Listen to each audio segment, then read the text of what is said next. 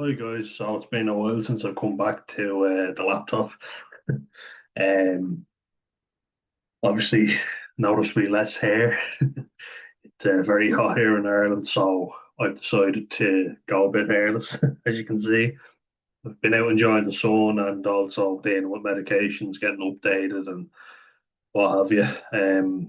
Been a messy road, but I've been cycling as well quite a bit. So normally when I walk and go on my big mad long walks, I will start recording on the phone, I'll take the phone out. But when I'm cycling, I'm in the zone and I pull some facials that I'd really rather not share with you.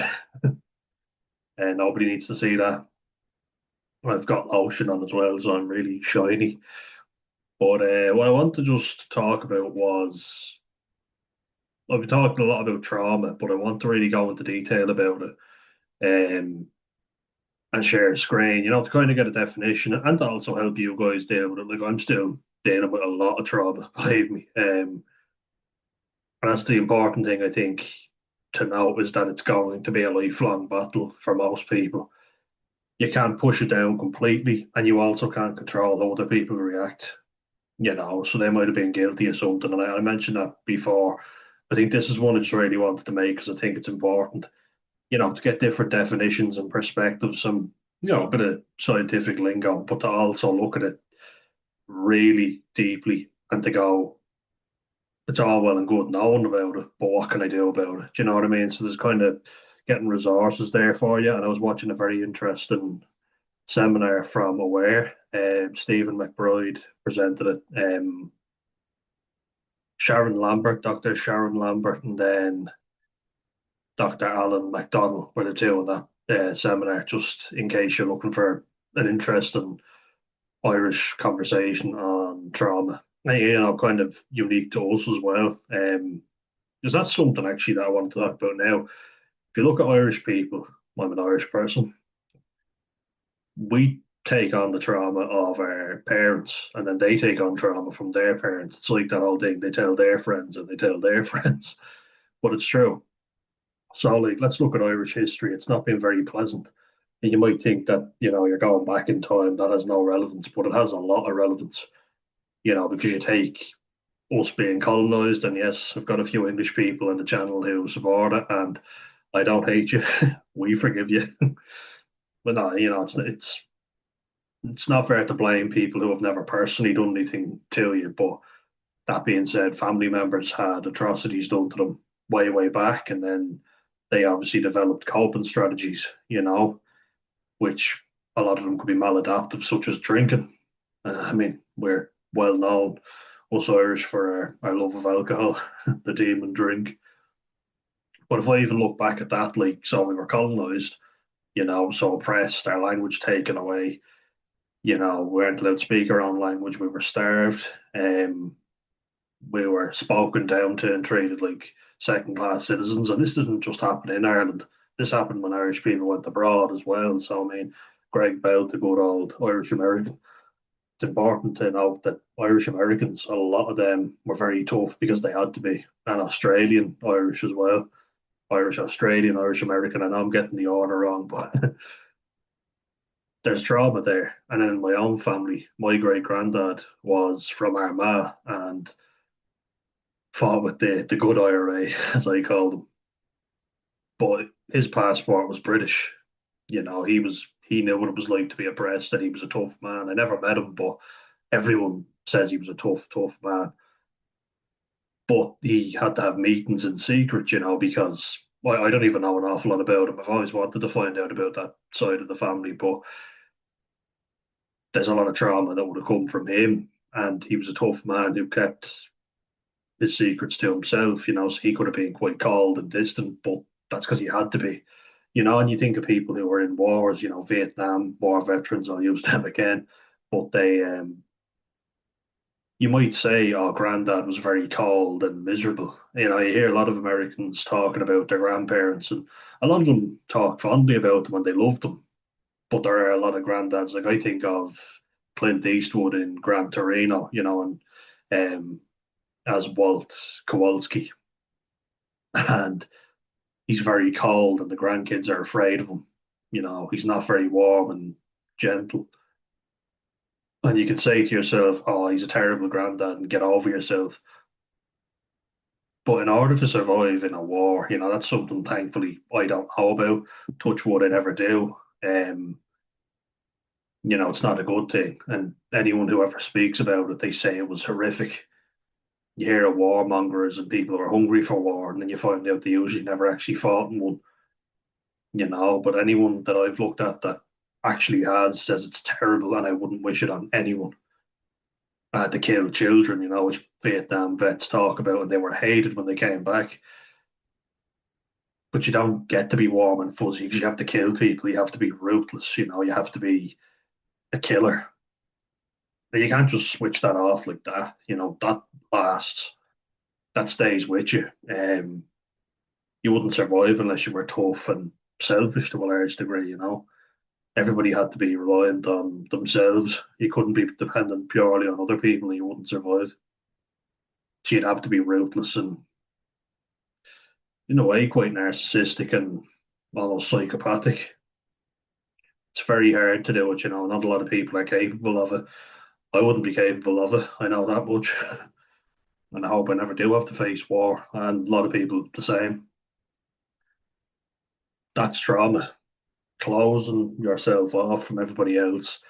It's because you don't want to be that person, but you also don't know how to be anyone else. You know what I mean? But I can't speak personally from that because I didn't fight in the war. So that's not really something I think I'll go into much more. But as I said, my great granddad knew war all too well, and I'm very grateful for all that he did. I think Irish people need to be more proud of their ancestors and what they did for us to have a comfortable life that we have now. That didn't come without its traumas, though, and you can see that from my grandparents and maybe even my parents. Like, let's look at my grandmother, my auntie Kathy, God rest her soul. She died at 18, from lupus, which is a type of cancer. Um, well, it's like leukemia. The white blood cells attack healthy tissue. So it's kind of similar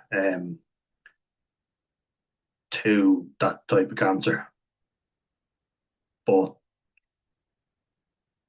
that was traumatic. That had a profound effect on my grandmother, Judy. God rest her soul as well. Great woman. My loving grandmother, but she had severe trauma after that, and so did my mum and my aunties and my uncle. And of course, my granddad, jeez, he dealt with a lot himself. He lost his father young and his mother, and he was very sick as a child. He had polio, so that has trauma. There's a lot there. Um, but by the sounds of it, he tried his best not to let anyone know, and everyone loved him. My mum's friends even called him dad. Such a shame I never got to meet him, but he took on so many people's problems, and it seemed like it got the better of him. So there's a lesson in that as well. You've got to look out for number one quite often, and don't forget to look after yourself. Can't look after anyone unless you are sorted. But those traumas don't just stick with the people who they happen to, they project them onto other people. You know what I mean? Which I think is very important to touch on.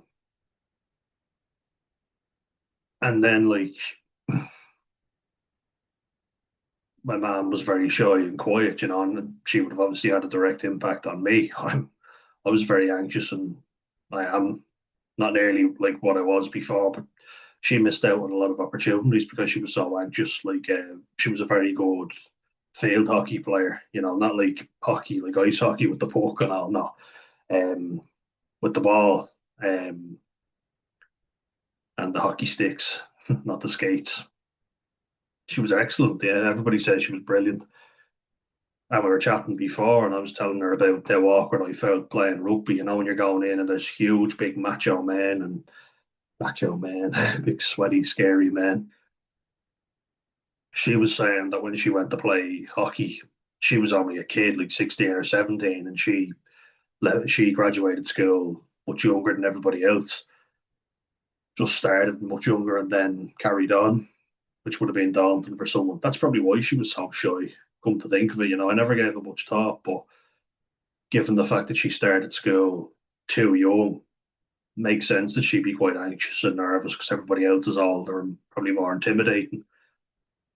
Nevertheless, she got very good at hockey and then was offered a place in the railway union team. And she said there were a lot of, quite butch women, like a lot of them were lesbians and they were drinking beer and farting, whatever, they were quite intimidating and macho themselves by the sounds of it. And she just felt out of place, she just wasn't made to feel very welcome. And she didn't go back, and I can completely relate to that. The only difference is I chose to drink and persevere, and it broke me, it really did, which was traumatic in itself for me. But I can relate to a lot of what she went through, for sure, definitely. And I give her so much empathy because empathy, I can relate to a lot of what she went through. It's different, but it's similar, sympathy and empathy. But a big example, I think, as well, and we moved to my dad now. He didn't grow up with a loving father at all. And I've spoken about my granddad, and it's a tough one, because you do genuinely look at it and think, what could have been? He had every opportunity to be loving, and he just wasn't. He didn't fight in the war, he didn't know it. Seemed like he was quite spoiled. Because all my family, like my great aunties, are lovely people. You know, uh, they were always very warm and affectionate, and I had to remind myself they're my granddad's sisters, right, Dad? And I was asking my dad, and he was like, "Yeah, yeah, they're sisters. Like they're." And I was like, "How did he end up the way he is then?" And then his brother, my great uncle, God love him, he had an awful time. Uncle Danny, God rest his soul. He was quite severely mentally ill. I think even to the point of psychosis, and he's been alive in my lifetime, but my dad wouldn't bring me in to see him. Said he was too far gone, and unfortunately, he was alive at the time of lobotomies and it's quite medieval practices in psychiatry. So he was pretty much a vegetable, which I hate to say. It's traumatic for him, but my granddad's not a very warm and kind person. He barely went in to see him. His own brother, who was suffering, very selfish. And I don't take any pleasure in saying that, believe me. Not at all. But it helps me understand what my dad must have gone through. And he's the youngest in the family and was, quite belittled. And I spoke about this before because me and my brother are his kids, but also because we're overweight and the rest of the family are thin and in good shape. That's another reason to look down on us. Shame, all this crap, even though we're much warmer and kinder than anyone else, but that doesn't really count. It only matters what you look like on the outside. But hearing my dad as well, and this is something that will cause a lot of trauma. And I was only watching The Keepers on Netflix. I was talking about the abuses of Father Joseph Maskell and Billy Magnus. But there's another one. So like we're talking about nuns and in the school, and my dad would have dealt with Christian brothers. He went to a Christian brothers school in Drimna, Drimna Castle, if anyone knows it. And hearing like my uncle, my older uncle, Paul and Philip, they've got two older uncles. Philip would be the oldest. He was nearly, well, they say nearly, but nearly groped and molested by a Christian brother, and they did a lot of really sick, disgusting stuff. And they damaged a lot of people here in Ireland and then in the US. Spotlight from the Boston Globe, if anyone's seen that. They ruined our community basically because everyone went to mass. Was the big thing. Everyone got together and went to mass, and if you see old gatherings for the Pope, It used to be that you couldn't get down the street when the Pope came to visit Ireland. Now nobody goes, and you can't blame them.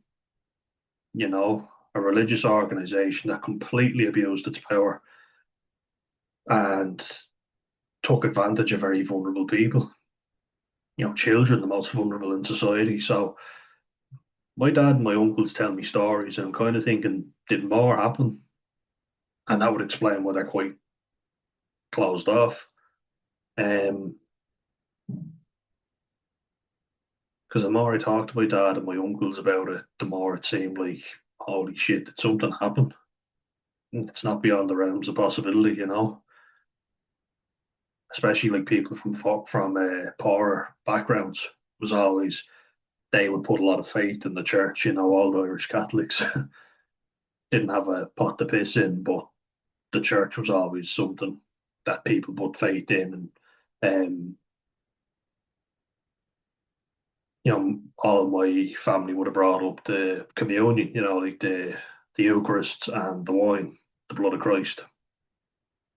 So they were quite into it, and then my dad nothing to do with it. You know, they were forced to do it. You know, I'd say my grandparents were on my dad's side, they were Bible bashers, and you know that has quite a traumatic effect. All that shit that went on. And you take my grandmother Lena, um, her father, my great grandfather Francis, was meant to be a very intimidating and scary man. You know, quite abusive as well. So God love her as well. I'm a good Catholic boy. I bless myself, but it seems like he was quite abusive, and then she went from that to just verbally being spoken down to by my granddad. It's an improvement from physical abuse, isn't it? But you can see how that trickles down, and then like my own stuff I've spoken about quite a bit, and you can see how heavily traumatized people project their trauma onto others. You know, they say hurt people hurt other people. You know, and it's definitely been the case. So I want to just give you the definition now before I go on anymore. Share my screen.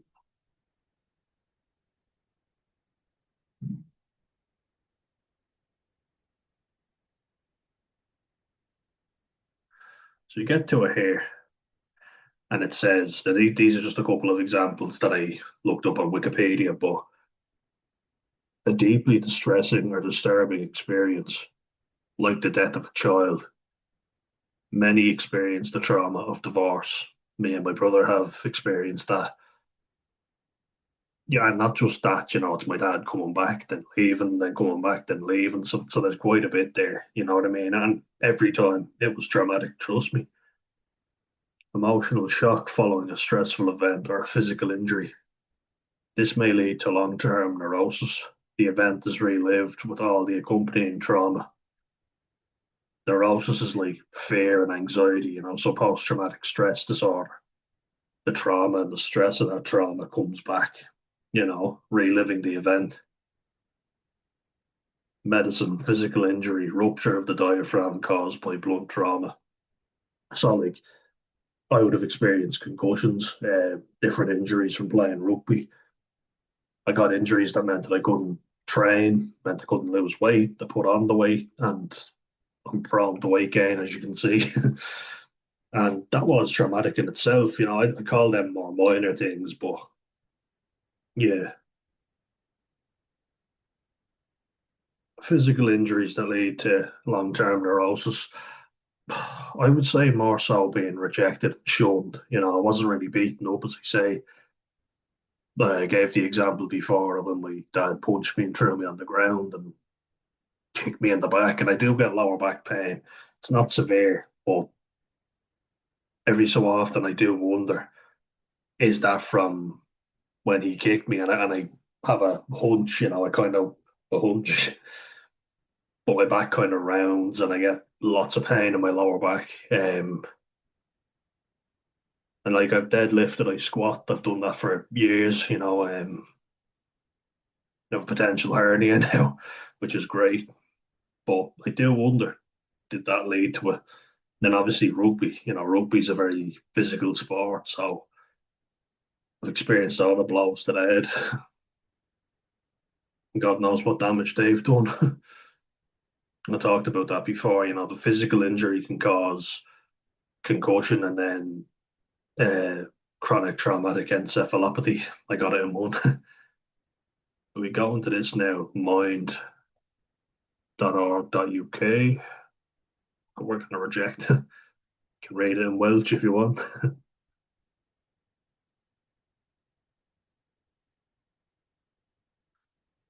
All right, so it explains what trauma is and how it affects your mental health, tips for helping yourself, what treatments are available, and how to overcome barriers to getting support.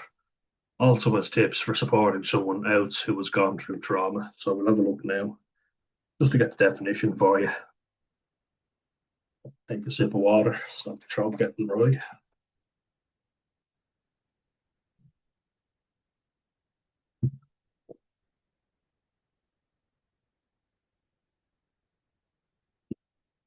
So the definition they have here is trauma is when we experience very stressful, frightening, or distressing events that are difficult to cope with or are out of our control.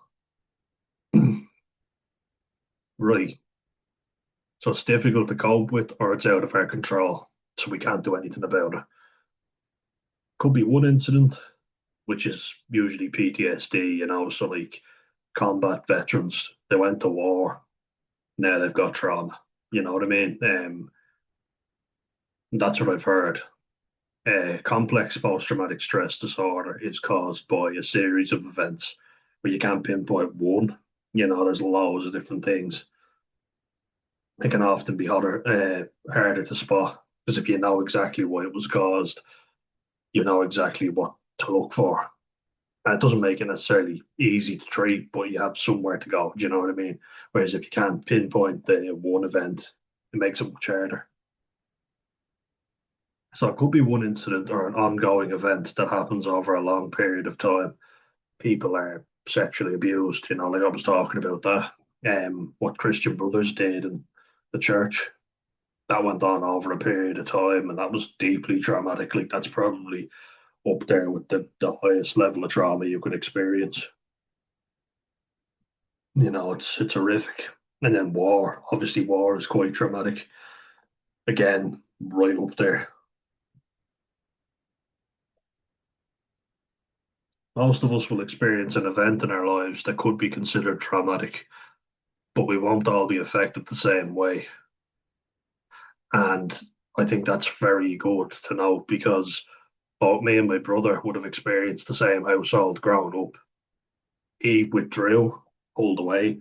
I exploded. I withdrew at times, but most of the time I would go out drinking or getting into trouble.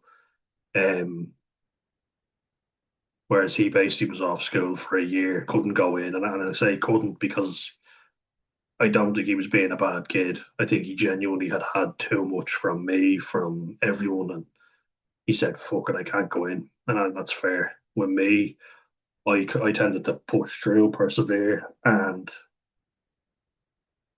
used maladaptive ways of coping. Alcohol being number one, really. Drank whenever and wherever I could, pretty much. I'd smoke. Cigarettes were a good way of calming down, just to fit in, pretty much. And that's an example right there of how we won't all be affected the same way. Two children, who are quite similar in a lot of ways, and yet our responses were extremely different to the trauma we experienced. You know, Trauma can happen at any age. Yeah, it's not just dependent on being a certain age. I think that's obvious, isn't it? And it can affect us at any time, including long after the event has happened. And yeah, when I get particularly depressed, I start thinking of stuff that I don't want to think about, and it just floods my mind. If some of a work colleague I had a falling out with, or something stupid, but it's not stupid because it affects me, but It's an example. And I'm there thinking I should have said this, I should have said that, and it reinforces, oh, I'm so weak, I'm a terrible human being, I can't look after myself, and I'm there going, oh, I wish this feeling would just fade, and it usually does. But when you're in it, it's fucking horrible. I hate it.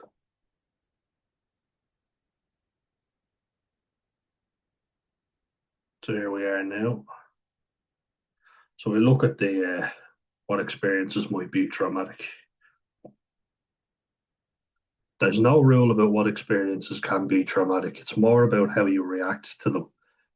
So I've heard Gabor Mate, and I'm sure everybody has heard of him by now. But if you haven't, he is a Hungarian Jewish physician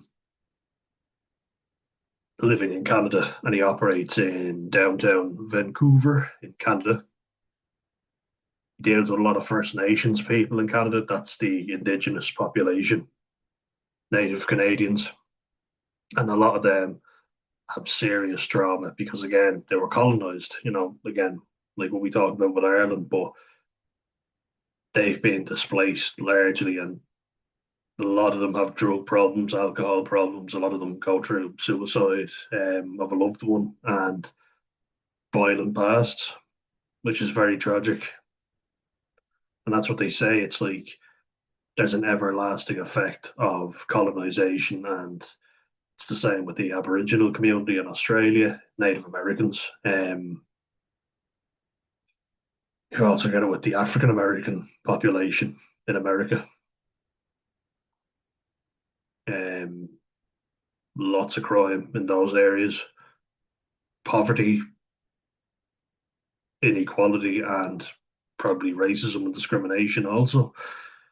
And that's traumatic for sure. It says here there's no rule, and Gabor Mate talks about it. He says it's not the event itself, it's not what happened to you, it's how you react as a result of what happened to you, which I think is very good. It's very true. Because in the time, you just deal with it however you can, you know. But then I start to think, as I said there, an event might happen to me and makes me feel shitty about myself. And then little things will reinforce that belief that I have about myself. So I'll think I'm weak, I don't stand up for myself, I can't, you know, I always get stuff wrong. And then, like, one little disagreement or argument, or if I feel like I've been taken advantage of, even though I probably haven't been, it's like, oh my God, I'm so weak. Everything that I thought about myself before is true. I'm such a pathetic piece of shit, and you just there, the thing snowballs. That's for snowballs. Every little thing just reinforces that negative belief that you have about yourself. So, like Gabor Mate said, it's the result of how you react to the things that have happened to you. So, like, he was only a child when his parents were experiencing the Holocaust, and his mom had to give him to somebody else to mind him. He took that as a personal rejection. She's giving me away. My own mother is giving me to somebody else. She had to give him away so that he'd be safe. I think while she was searching for his father. Um, that is very traumatic, obviously, the Holocaust.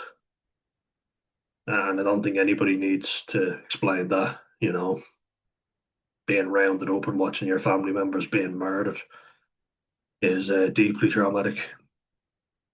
But here we get into it. What's traumatic is personal. Other people can't know how you feel about your own experiences or if they're traumatic for you. You might have similar experiences to someone else, but be affected differently for longer or for longer. And that's the thing. So whenever anyone says, get over yourself, I went through worse than that and I'm fine, that is the worst thing you can say to somebody. It's very offensive. It's very, what do I even say it?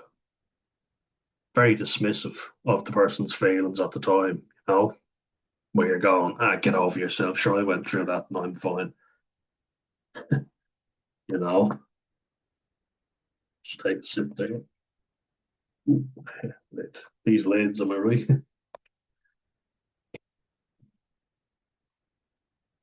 But we had someone before on this channel make a lovely comment.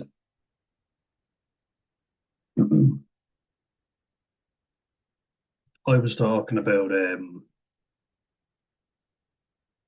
anti-Irish sentiment that I've seen firsthand and experienced, at a football game over in England, where people were like, "Oh, you cheating Paddy," and calling Shane Long, the Irish striker, a dirty Paddy and a lazy Paddy and a cheating Paddy and all this stuff.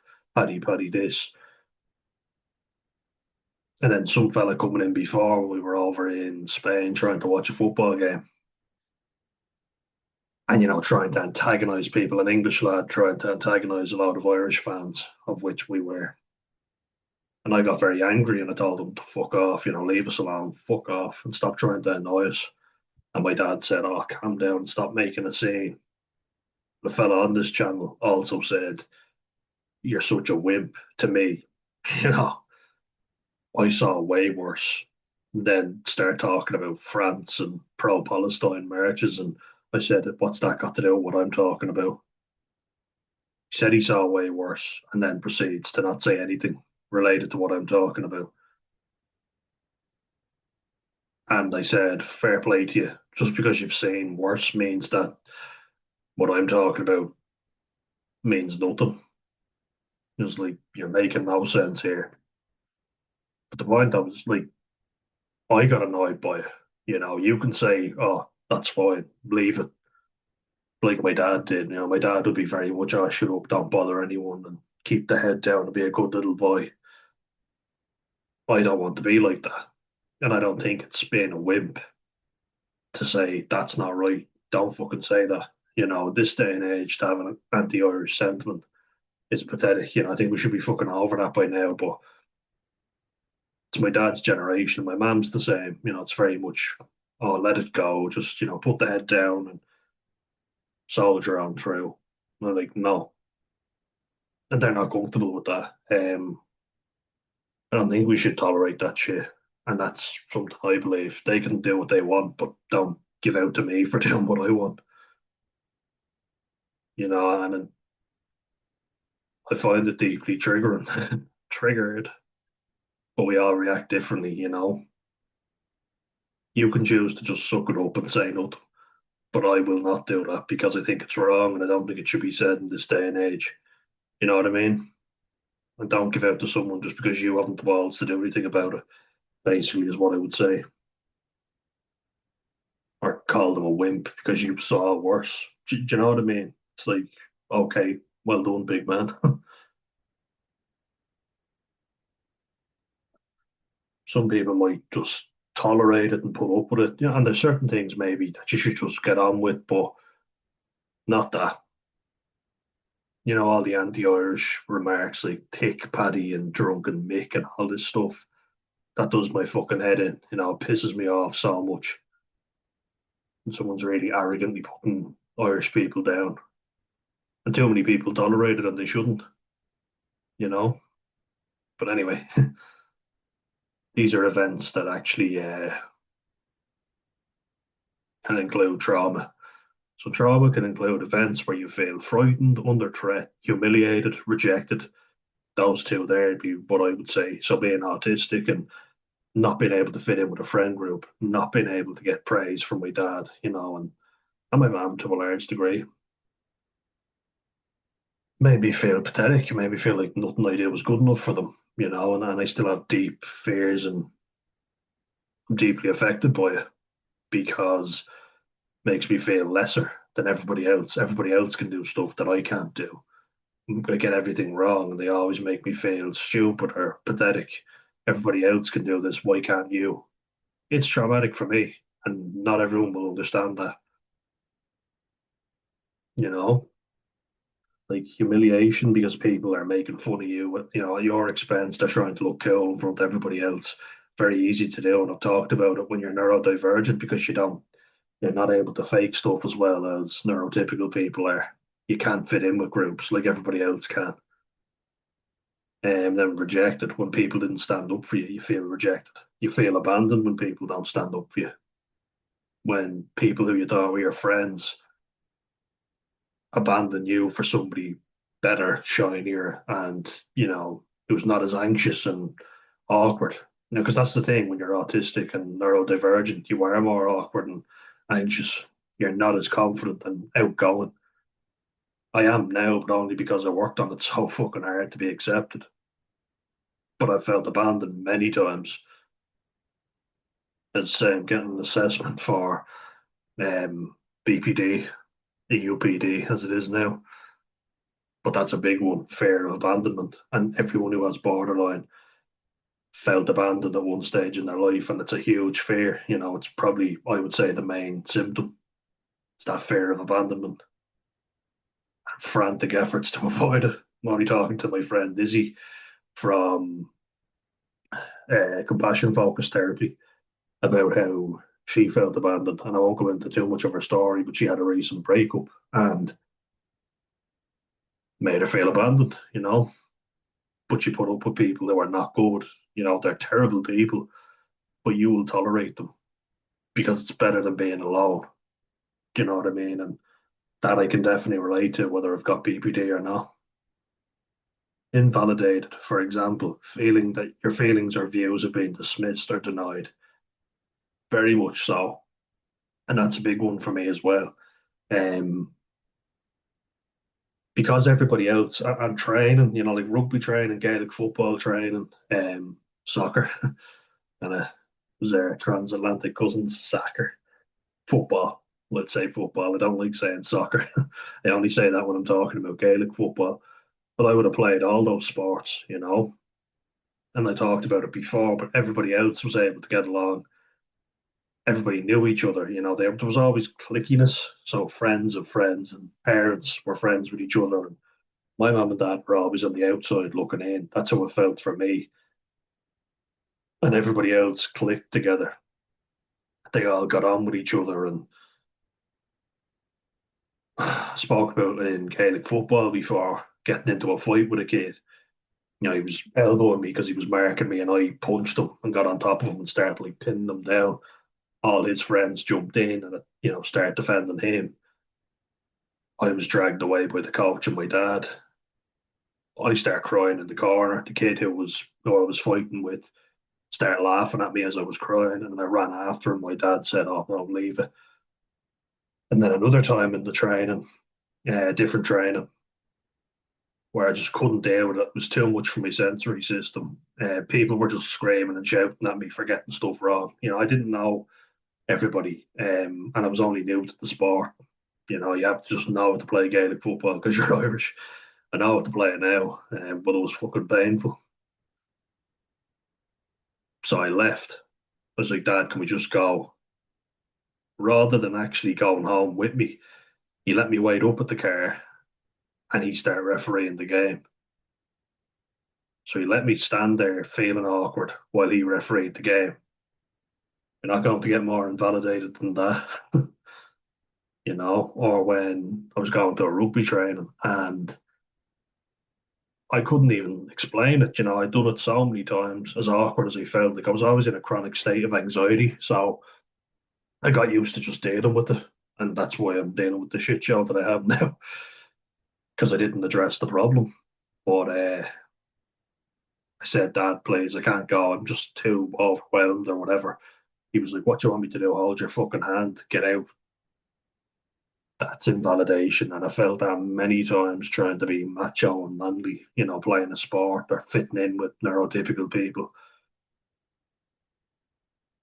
dismissed and denied as well, because I was more sensitive. I was. And when you're a big lad like me, you're not allowed to be sensitive. So I tried to fit into everybody else's mold, led to me being abandoned, rejected, humiliated, everything really. Frightened, definitely. Anxiety is a type of fear. Unsafe and unsupported. Yeah, like I even remember saying it when I was only 10 or 11 to my mum and dad that I didn't feel safe. I felt like if anyone did anything to me, no one would look after me. I would be all alone, which is very traumatic. Maybe feel powerless, maybe feel ashamed. And feeling ashamed is more when you can't. I feel ashamed when I can't do things that everybody else can do, you know? And the more you try, the more capable you look because you're not letting your feelings be known. If I did that, Jesus, everybody'd know that I was a basket case, but you don't allow your feelings to affect the event. Everybody thinks you're doing fine. And then when you do have a problem, people go, oh, sure, what's wrong with you? You're fine. But you're not. Makes you feel very powerless. Ways trauma can happen include one off or ongoing events. Talked about them there. So, like a war would be a one off, which is PTSD.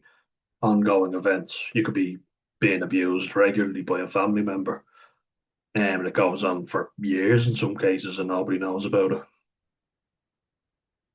Being directly harmed or neglected. So, like neglected, not being fed, not washed as a child, when you're too young to look after yourself. Um, we all know what directly harmed is, like punching someone, beating someone. But neglect is pretty bad too, and that's what you don't do.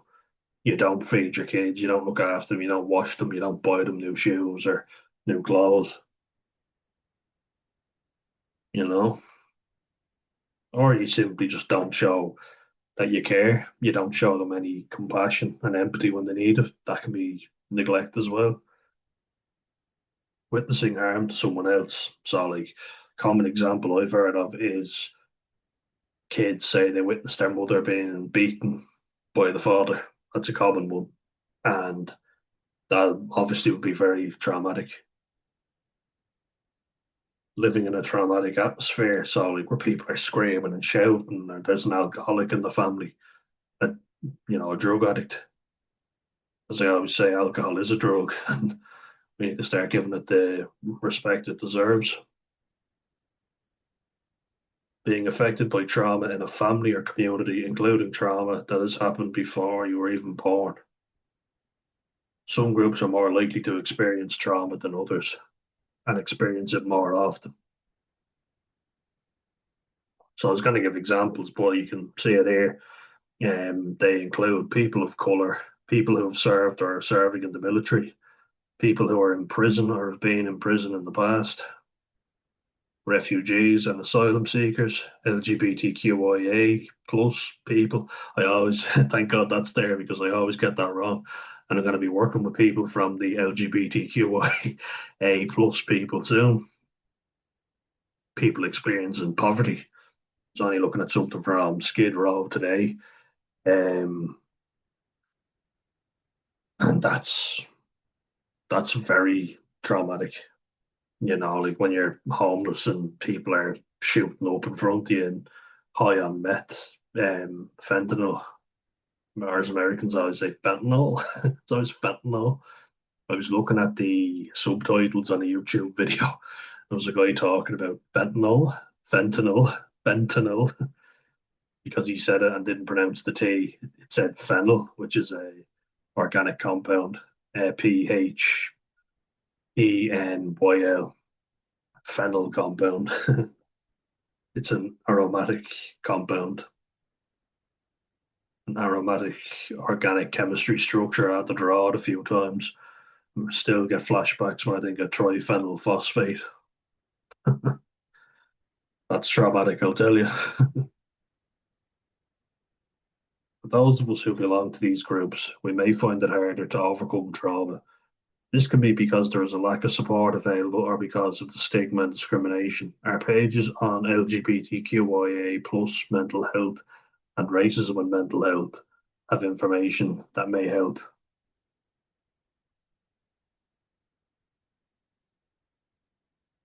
There we have an example right there talking about George Floyd. I won't get into that. I think he was kind of used as a saintly figure, and then it emerged that he wasn't. Nevertheless, it shouldn't have happened, so we can all agree on that. But I won't voice my personal opinion on the man. It still shouldn't have happened, and lots of people of color are wrongly murdered by the police. lots of people, full stop. But what I should point out is, so I think it should include people of disability in here. I don't think it's very fair not to, if I'm being perfectly honest. Because I think people who are mentally ill are statistically a lot more likely to be victims of crime rather than perpetrators.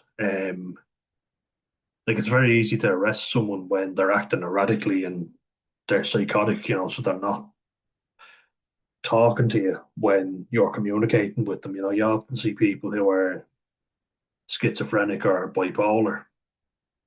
People don't even know that bipolar patients can experience psychosis, but Washing that I had on the channel, another friend of mine from compassion focused therapy, he was psychotic at times, and we spoke about that. If you want to check the video out, it was one of my earliest ones. It was a good interview. It's part one to part two, but people with mental illness and disabilities are far more likely to be victims of crimes than perpetrators. And so many movies, it's portrayed the opposite, that they're the perpetrators, which I think does no service to it whatsoever. And then, like, I have a mental illness and a disability, I a neurological disorder, in autism. Then I've experienced depression. I've been rejected because of my autism and because I see things differently and I don't do things the same way as everybody else. I've been rejected, I've been humiliated, I've been laughed at, and it's by the majority, and I'm always on my own, screaming at people or rowing with people. That's very traumatic, and that's where a lot of my trauma comes from. Don't think it's fair not to include that there. While I'm not disputing that being a marginalised group is traumatic, I still think they should include people who deal with mental illness and disabilities. Because I think lots of people who are, I think it's a knock on effect. If you have a disability like autism, you're more likely to be singled out. The stats prove that you're more likely to be bullied, which then can lead to depression and other mental illnesses. So I think, is that not traumatic? I would have liked to have seen that included there, but never mind. So we've got the types of trauma here. Um, Many experiences can be traumatic, and we all experience trauma in unique ways. Some experiences or events that lead to trauma are sometimes grouped together and given a name. These terms normally describe how trauma affects people from certain groups or in specific situations. This section explains some of these terms. So, childhood trauma would be a huge one. You may have experienced trauma during your childhood. These experiences could make you more likely to have mental health problems as an adult. This is especially if you didn't have support to manage the trauma, or if you experienced trauma continuously over a long period of time. And it says here, my high functioning depression and anxiety is a result of childhood trauma that lay dormant from age 13 until it was triggered when I was 39. Yeah, and I mean, a lot of my trauma was from being a child and being rejected, being laughed at, humiliated, not accepted. And then obviously, as I talk about, beaten as well. Not all the time, but enough. There was enough there, parents separating and divorcing, coming and going, a lot of coming and going. One minute they're there, next they're gone. And that's exceptionally traumatic. Got collective trauma, which is when a traumatic event happens to a large number of people at the same time. Again, we talk about the Holocaust, a lot of people rounded up and killed. This doesn't mean that everyone who experienced the event feels the same way about it, or that they all feel it was a traumatic event for them. Everyone still copes with it in their own way. Some people can withdraw and isolate, and they turn to drugs and alcohol.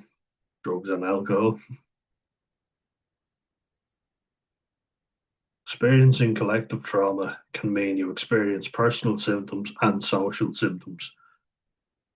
Again, I talk about the keepers.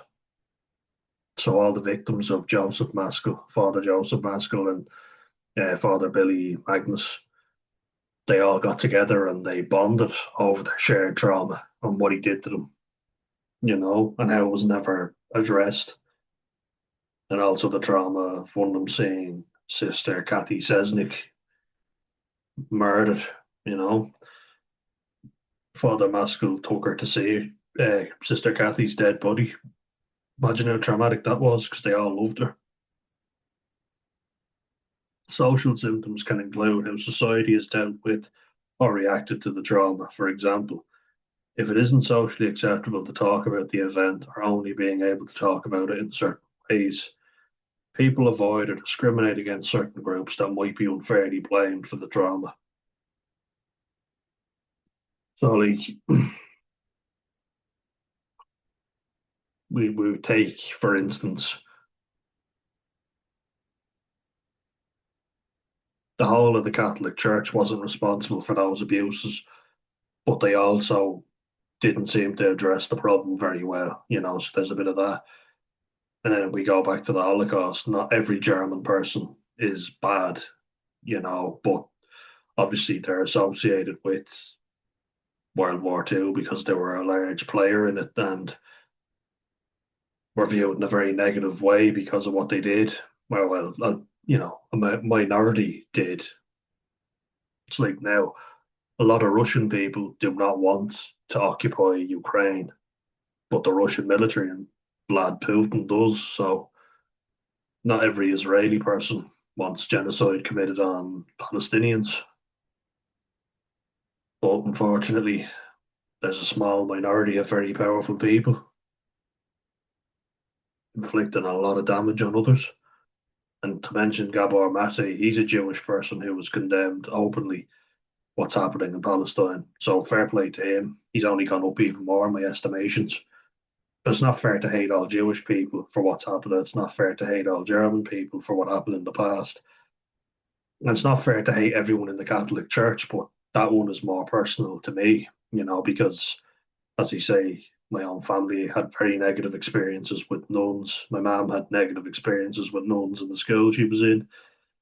And my dad had very negative experiences with Christian brothers, as did my uncles. So that's one that's closer to home for me.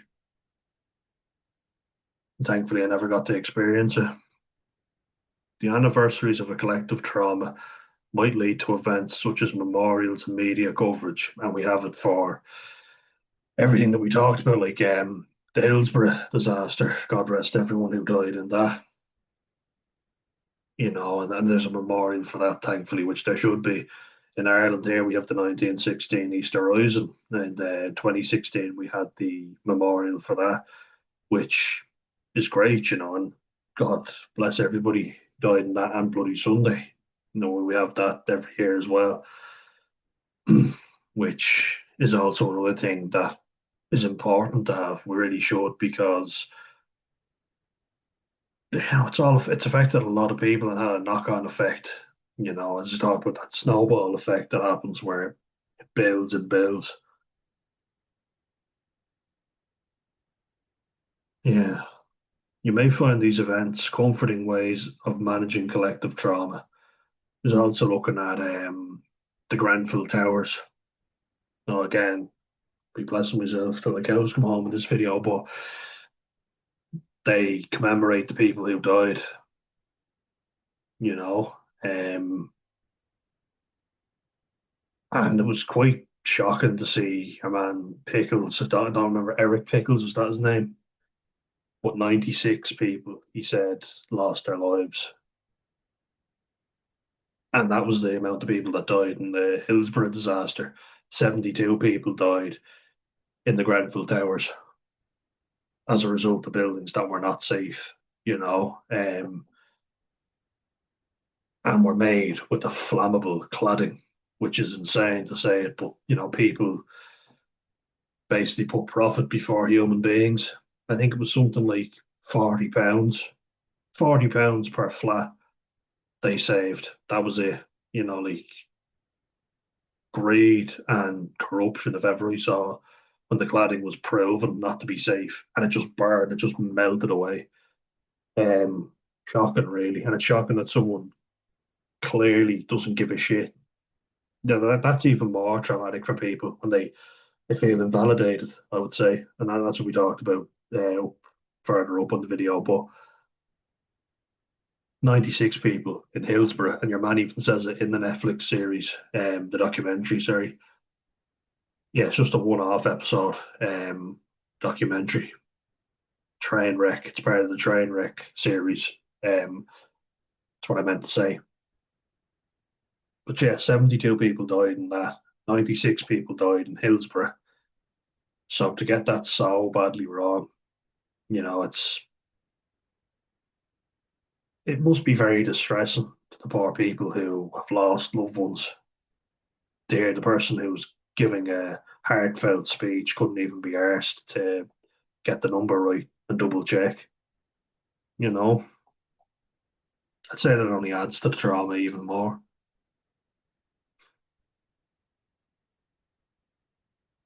You may find them very difficult. How you feel about these anniversaries can also change over time. So it might be comforting at the start, and then you're like, oh, I miss this person. I miss the loved one that I lost. It's been how many years without them now, and it gets harder every year. Our information on coping with distressing events in the news might help if you're struggling with media coverage of trauma. And here, COVID-19, that's definitely happened. COVID-19 has destroyed and remolded me into someone I am still trying to figure out. It has completely changed my outlook on life and it has broken a part of me which I am still working hard to heal with the help of my colleagues and loved ones. So, before I get into it,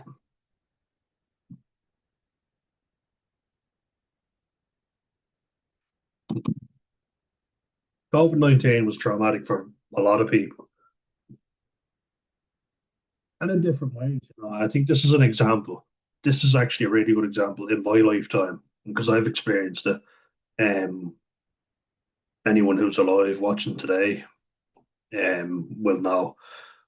And Beans, we were talking about it before. 3549. Beans 3549. We were joking about Beans from Even Stevens. What a show! But yeah, everyone reacted differently to COVID-19. I think I was very lucky, touch wood, and again, another blessing for everybody who did lose a loved one during that. But I was extremely lucky. I didn't lose any loved ones. A family member got very sick, um,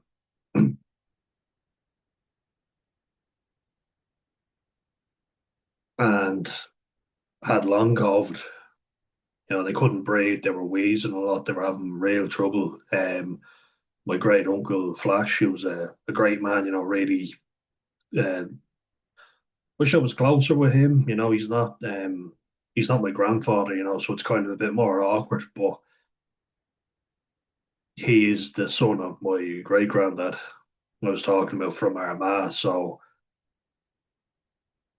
tough man doesn't really let you know much. Play holds his cards close to his chest. He has COPD, which is a coronary obstructive pulmonary disease. Got it right. I'm smart. I'm smart. Yeah, it means basically that you've got an obstruction in your coronary artery, which is causing breathing difficulties. Pulmonary being the lungs, and unfortunately, that'll never go away. So obviously, he was someone who we were quite concerned about. We thought it would kill him. Luckily, it didn't. Thank God, but he could have done. And it was a very real concern. Me and my brother decided that we would train. We got fit, we set up circuit sessions, and we were training. Because we had the idea of why the hell would we sit inside drinking? A lot of people did. A lot of people sat at home drinking alcohol. Whereas I actually found it very peaceful in a lot of ways. because everything was quiet, But I think we got to see how selfish a lot of people are, just how little regard people have for other human beings, which is quite sad to say, but people are very selfish. People couldn't bother their arse to wear a mask or wash their hands, put on gloves or, just sanitize. That's simply it. And people couldn't do it. And yeah, Beans, when we were talking about it before, I didn't mean to be insensitive. What I was saying was I felt like it was blown out of proportion in a lot of ways. A lot of fear mongering going on. You'll die if you go outside and all this. It's like, no, you won't, but be careful and have respect for other people, which, you shouldn't have to say that, but unfortunately you do. Like my mum gave out to me when I went out playing football with friends who I all checked were COVID free. They actually even joked and laughed that I was being ridiculous, but I said, no, my mum is terrified of getting it. So if you have it, let me know when I'm not going out. But they were fine. We all did tests to make sure that we were COVID free. I got back from playing football and Astro pitch with them. And my mum said, if you go out with your friends, I'll end up sucking on a machine. And we started laughing about that because she can be quite traumatic, but dramatic, dramatic. We'll combine the two together. Trauma and drama. Drag out that A. But I know a lot of people weren't allowed to see loved ones when they died, and that'd be exceptionally traumatic for them. So, no, I get it. Look, didn't experience it, thank God. Didn't lose any loved ones. Didn't have to experience not seeing any loved ones while in hospital. I didn't get it. I was very careful. I thought to myself, why not? Why not be respectful? Why not wash my hands down? Even now, if there's a sanitization station, I'll just pump it and start washing my hands, all the way. Make sure to get the all the way down to the elbow. I always get a big handful. I was in really wet hands because I was always drying in sanitizer, and someone went to shake my hand, and I was like, "Let me sanitize first." But it's good practice, especially for the job I was doing in a clean room. People were impressed because they were like, "You need to practice good hygiene every day, personal hygiene. It's not just when you go in there." So they were very impressed by that. And then obviously I shaved a lot more when I was in there. You had to have the beard down to a certain length. It's just so hot outside, so I shaved it all off. Yeah, I imagine COVID was very traumatic for a lot of people who couldn't see loved ones who were very sick. Definitely, it's something that it still is having a knock-on effect. I think. I don't think we've ever gotten back to normal after it, because the world stopped. And I think in a lot of ways, as traumatic as it was very peaceful. There wasn't this noise or this urge to do things, but it also made people more paranoid. It made people even more insular and isolated because Zoom, that I'm on now doing this video, could do Zoom calls, Zoom meetings. You could work from home. You were more isolated. A lot of people stopped seeing friends. They got more introverted and isolated. I used it as an opportunity to go outside and get fit. Me and my brother were just chilling out, going to the park and going for a walk, doing really healthy things. Rarely did we drink. I went to a friend's house to have a few cans, because why not? A lot of people were doing this regularly, and I was checking all the time. Believe you me, I was doing COVID tests, speed the 90. They gave a lot of false negatives, though, those tests, so you could have had it, and it didn't say. The sensitivity of them was questionable, to say the least. You get a lot of free ones in college, though, so I was delighted. I was grabbing them, making sure I could give them all to my families and families. How many families do I have? But they could test themselves. So yeah, like just moving on from that, we get the generational trauma, and I was talking about that at the start of the video. That helps you empathize with your family because you're like, it's not like they had it easy. They went through their own shit, and they probably never dealt with it.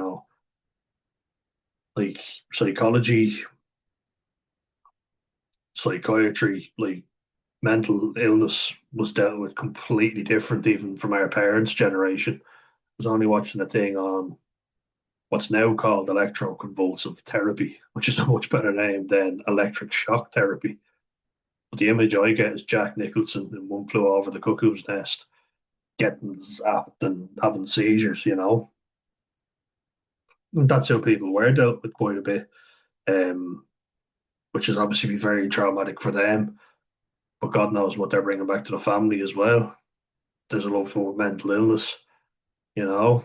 They didn't deal with it like they do now. It's come a long way, thankfully, but we have to also we have to sympathise with our parents that they might not have gotten the same treatment we did. And even though there's probably better treatments for them now, they might not seek them out because they have their old ways of thinking and they're set in their ways, their old habits, you know. Generational or intergenerational trauma is a type of trauma that's experienced across generations of a family, culture, or group. So I talk about the occupation of Ireland, you know, the colonisation, but then also the abuses of the Catholic Church, as well as the British Army. And so in the Irish history, like we've a lot of trauma, a lot, you know. People in the north of Ireland still experience it on a daily basis. If anybody's seen the July bonfires, what pisses me off is that it's only getting recognition now. It's always been very hateful, very sectarian, disgusting, and yet now it's bad. You know what I mean? It's always bad, but it never gets the recognition it should. Burning the tricolour, you know, the Irish national flag, the pictures of the Pope, because we're Catholics, even though those fuckers probably have never been to a mass in their lives or stepped foot in a church. Just burning things, you know. Now they're burning boats with fake immigrants in them, and that's why people are outraged. I'm not saying that's not terrible and disgusting human behaviour, but I'm saying it's always been disgusting, and these people are disgusting. They burn pictures of a kneecap, they burn pictures of they burn Palestinian flags, you know, because Irish people in the Republic support Palestine, they support Israel purely because they hate anything that's Irish, which is disgusting, you know. And as I say, I played rugby league with a lot of I played rugby union as well with lots of good guys, both Protestant and Catholic from the north of Ireland. And they have no time for anyone acting that way. And that's the way it should be, getting along. But there's a lot of trauma in the north of Ireland from that. The conflict still continues there, many would argue. But the example given here is one that I used earlier as well. And so, for example, there's some evidence that shows children and grandchildren of people who survived the Holocaust experience higher rates of mental health problems. Understandable. And then in Ireland, like we use our own examples, we were ruled over for hundreds of years. That's going to leave some residual effects. You know, we the 1916 Easter Rising just over 100 years ago, and then, you know, still on our fight for independence, the Irish Free State and everything, you know, Bloody Sunday. So there was a lot that went on. It's not as if 1916 Easter Rising, that's it. In 1948, 1960, you know, a lot of shit went on that we never even talk about. And then you had the Catholic Church doing other things to people. So it's like it never fucking ended. There's a lot of trauma in Irish history that a lot of us haven't addressed. Like how many Irish people who watch this channel, how many of your grandparents, especially grandmothers, are on Xanax or Valium, you know, interchangeably. I know a lot of Irish ones that will give out pills to each other, you know, swap your Valium for some Xanax. And you laugh about it, but that's because they're traumatized. People in the north of Ireland are addicted to benzos as well, benzodiazepines, that is, to reduce their fear and anxiety. I was only watching a very interesting documentary about it. These are young people my age that are addicted to Xanax and Valium, trying to deal with their generational trauma or trauma that they might still be going through. So I'd say apply this to people in Ireland as well, especially those in the north. Trauma that happened in the past has a clear impact on the mental health of current generations. Sorry, it has an impact, but it's not always clear how.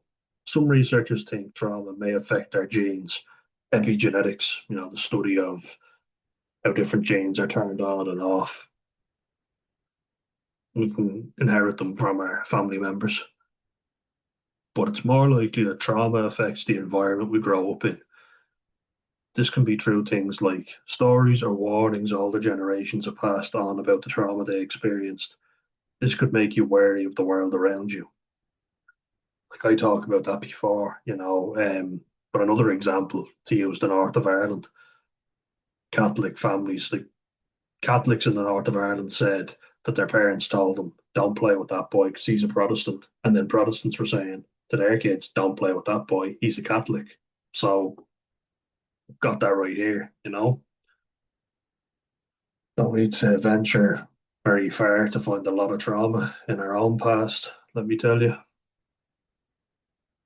And then, like, my parents would be very anxious people, so they'd always go, oh, you're not going out like that, are you? My dad would say, don't go there without someone, you'll get stabbed, you'll be shanked, you'll be beaten up, you'll be robbed. And I'm like, fucking hell. But that's projected fear. Like when I go to Dublin city centre, there was a lot of fear projected into me, or in areas like Tala or Crumlin, which my family's from Drimna, Crumlin, Walkinstown, so the areas I know them, but my dad has been in them all his life, so he's like, be very fucking careful. So I'm fearful, I'm anxious, I'm always scanning the room, you know what I mean? There's an example right there.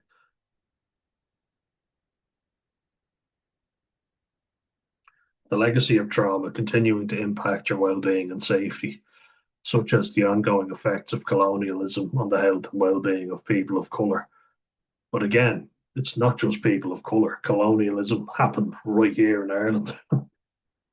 Pictures of Irish people, as loud, leery, drunken mix, in leprechaun costumes. We were depicted as apes as well. So it's not only people of colour. I feel like that really is just taken away from the problem. It's not just that, you can discriminate against someone because of religion, ethnicity, race, sexuality, but also disability as well. Like I said, trauma affecting how older generations have raised and looked after us. For example, if your parent avoided certain places due to their experience of trauma, you might also feel anxious in those places. What have I just spoken about? My dad telling me about Dublin city centre, which, to be fair, he's right about. But the way he goes about it is, oh, you'll get stabbed, you'll get attacked, so be careful. But personal experience, so he's using fear. This might be more likely, sorry, this might be more likely to happen if older generations haven't had support for their traumatic experiences when they needed them. Again, my granddad wasn't very supportive of my dad, and it was always, if you get into trouble, I'll bat you, so don't do it. My dad was very fearful, don't go here or this will happen. You know what I mean? Use fear as a means to get you not to not get you killed. It's very amygdala driven, the fight or flight response. Be ready to fight, be ready to run, get the fuck out of here, skedaddle. So here we have an example.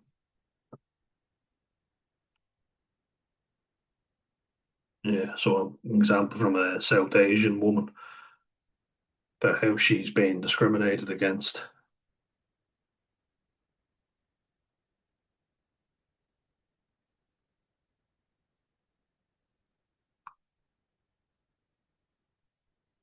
Just going to scan through this.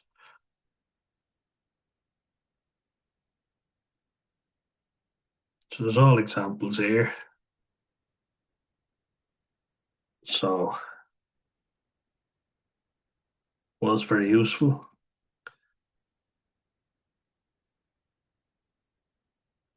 So we have time to go through them all. I think we will, yeah. So I'll go through them. And we get through them fast because I have to have dinner and Jobs needs to eat. But we've got moral injury. So moral injury means how you feel when you're put in a situation that goes against your morals, values, or beliefs. So like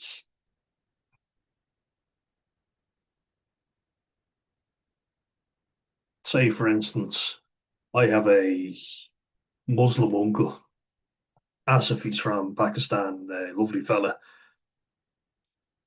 But if he was told to eat a ham sandwich, that would go against his morals, you know. He won't do it. And if he was forced to do it, it would be very unfair. And also, he has to have ham covered, so it's kept separate from any of his meals. It would go against his values if someone would leave ham touching his lunch. That's his belief. It's easy not to offend him. Fine, no issue.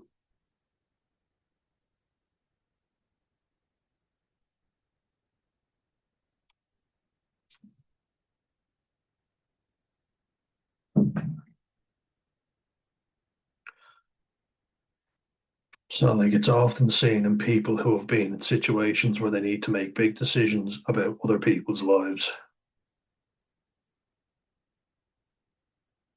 So, very often, an example that comes to my mind right now is putting a loved one, an elderly loved one, into a home, a nursing home. You don't want to do it, but you might have to because they can't look after themselves when they get Alzheimer's or dementia. It's very sad, but we've had to do it for two family members now, and you have to make that decision. That's what comes into my mind. Moral injury might happen because of lack of resources provided by a workplace, government, or ruling body to treat everyone equally, poor safety practices, regulations, or orders from people in charge that don't seem to be in the people's best interests, unsafe or immoral behaviour from others, particularly those in charge, working in a system you see as failing but have no power to fix. Immediately, then, given these examples, working on construction sites, I've seen people laughed at because they asked for the correct PPE. That's personal protective equipment for anyone who doesn't know. But because they were using, you know, Kevlar gloves when handling wire that would burn your hands, they were laughed at. They were called a sissy, puff, whatever derogatory slur you want to use. But my brother worked with people as well who were literally not using any eye protection, not even wearing a hard hat or gloves when using an angle grinder. Now, an angle grinder can not only cut through you itself, but sparks come off metal, you know, hot sparks that can burn your eyes, can burn the retina of your eyes. And people were getting laughed at as well for not doing it unsafely, which makes no sense. But when you're in the moment, believe me, when there's a lot of scary, very macho men around you, you do feel the urge to do the unsafe thing and just get on with it, as they say, which they say a lot, believe me. Which is why I wanted to get out of there as soon as I could, because I thought I'm going to get injured here and they're not going to care. They wanted me to be suspended from a 60-foot harness using industrial strength chemicals to clean a glass building. I hadn't been trained properly and I hadn't been shown how to use a harness. So I was like, fuck this, I'm out. Thankfully I did. Could have died, and they'll just get somebody else in. So that's an example that comes to my mind right there. This kind of trauma can impact your view of the world, your government, or the organization you work for. Along with other effects of trauma, you might feel a lack of purpose in your personal or professional life, feel disconnected from people around you, feel betrayed, alienated, or ashamed, question your moral codes and ethics. And that often happens in the workplace, where people are telling you, do it this way, and then somebody else says, no, do it that way. And very often, I think bosses don't appreciate that they don't see what's going on when they're not there. So people in the job are there to train you, and if they don't do it correctly, you're not going to know that they've shown you incorrectly. You'll just carry on. Like I remember before, the cafe I worked in, everybody in the job told me the place closed at 5 o'clock. So when people would ask me when we closed, I would say 5 o'clock. My boss came in before to work on the shift with me and to see how things were being done. Obviously, because I was one of the newest people there, and she heard me say to customers, "We close at 5 o'clock." And she was like, "Why do you keep telling everyone we close at 5 o'clock? We close at half 5," which was on our website, but we didn't actually say that to people when they came in. Nobody told me. Then they weren't cleaning the floors properly. They didn't show me how to do it when she was there, even though they knew, because I saw them doing it that way when she was around. It was a deck scrub and everything. You didn't just mop it, you used the deck scrub. And that made me kind of go, oh, so do I tell on everybody and be a snitch, or do I just carry on doing it the wrong way when she's gone?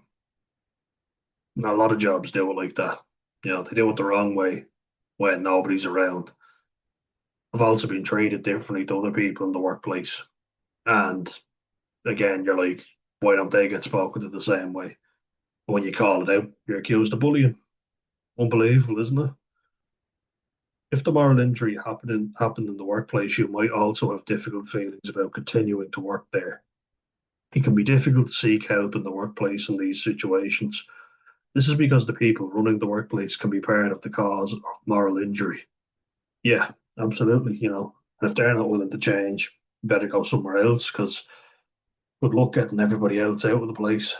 We've left a few jobs because you're just not getting anywhere.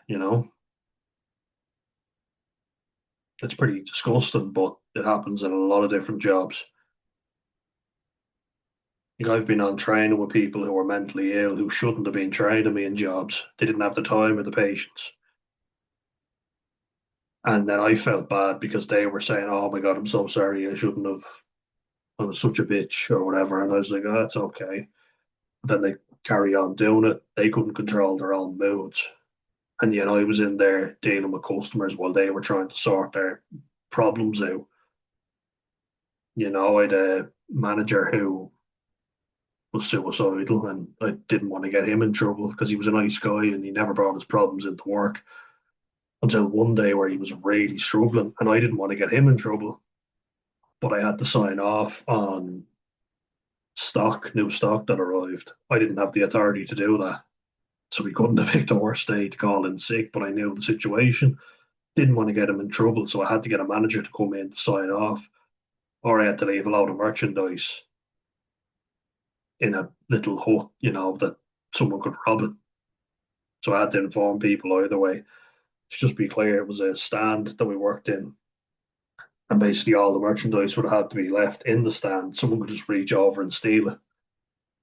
I didn't know what the hell to do. Thankfully, the people who ran the beauty salon next to us were very nice, and they said you could store it in here where they had an actual shutter, you could lock up for the night.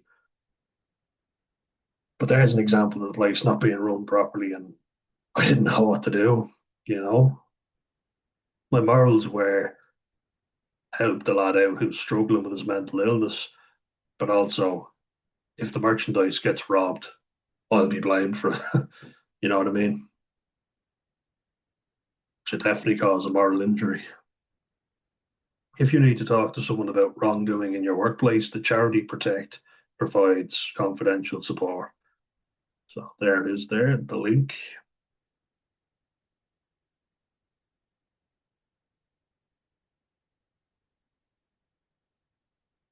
All right, yeah, we will get to the end of it.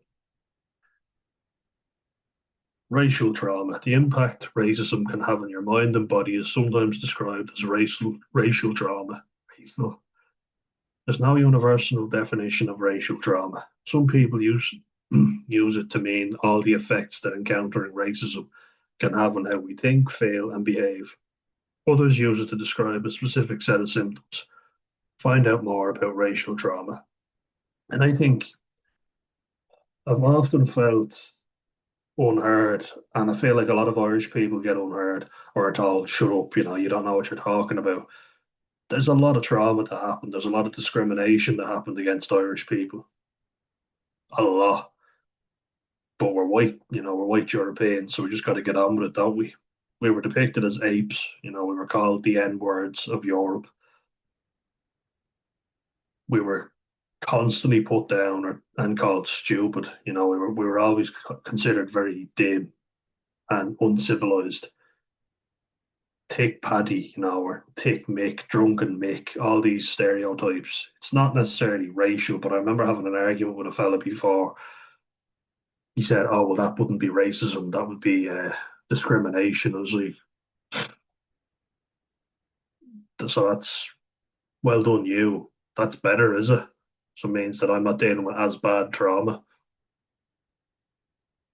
Irish people are mistreated all the time. The reason my dad had such a blasé reaction when I said, I gave out to a fella for trying to antagonize Irish people, an English fella who was, really trying to rile us up. My dad said he experienced it pretty much all the time. It wasn't uncommon for the Irish lads and the black lads who were working on building sites to be racially abused. It was so normal that they just were like, it's going to happen anyway, so may as well put up with it. So I feel like that's important to know. I feel like we get lumped in often with, Europeans and colonial guilt. Well, we were fucking colonized, so how'd you work that one out?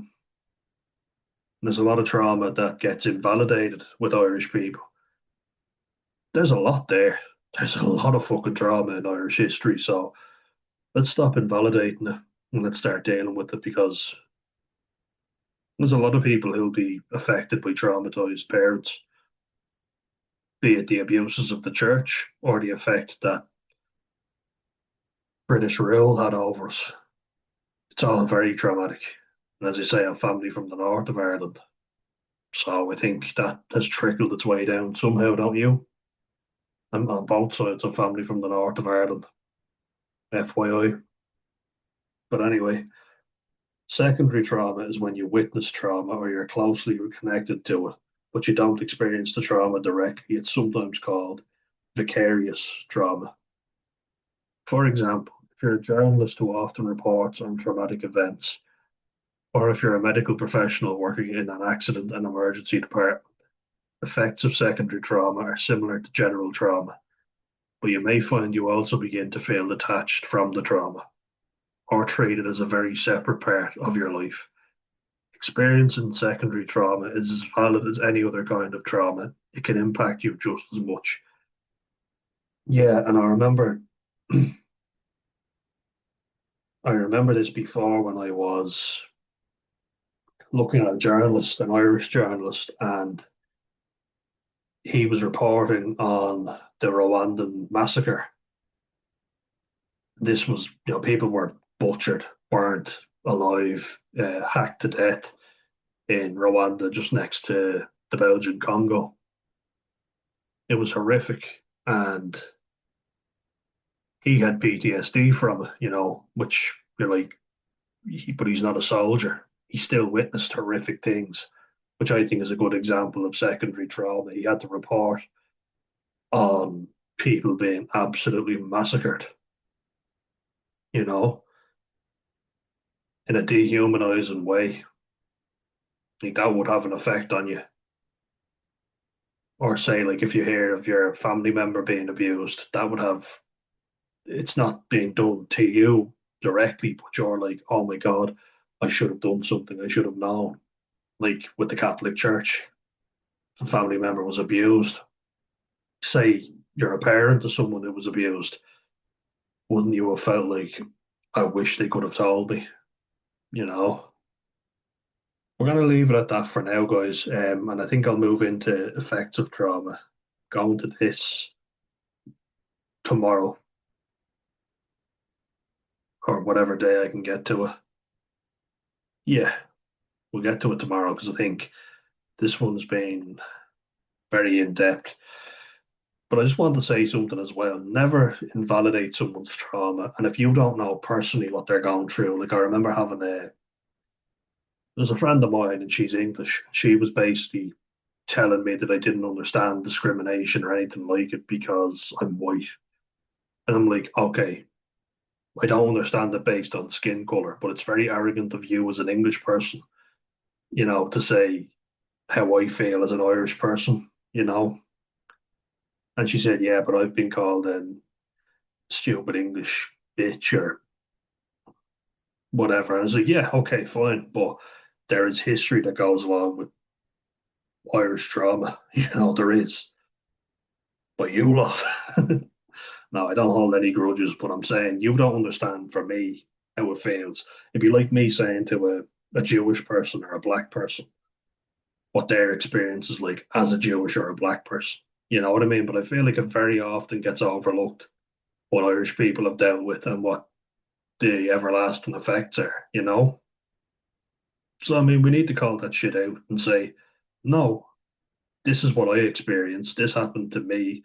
I'm Irish, and Irish people have been discriminated against. If you're not Irish, you don't have the same experience.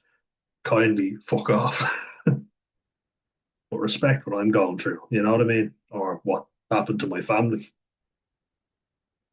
Because I mean, I highly doubt that when people see Irish people being in prison, if you're an English person or if you're French or German, you're not going to have the same feeling that someone who is Irish is going to have when they see Irish people who were in prison, beaten, and tortured.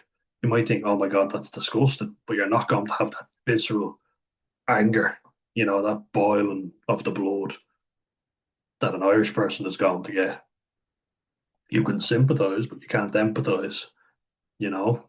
Just like I could sympathize, but I couldn't understand like what Gabor Mate's experience was. I didn't experience the Holocaust, but I have family members in Ireland who did experience British rule and they're traumatized from it. Then what the Catholic Church did, very unique to Irish Catholics. So anyway, guys, I think we'll leave it on that note before I get riled up. And yeah, if you've got any trauma or any advice on how to deal with it, please leave it below. And that'll do it for this video. It's been a lot longer than I planned, but I love going in depth, as you know. So anyway, hope you are all doing well. I'm trying to stay well, getting there slowly but surely. All right, guys, slán go fóill.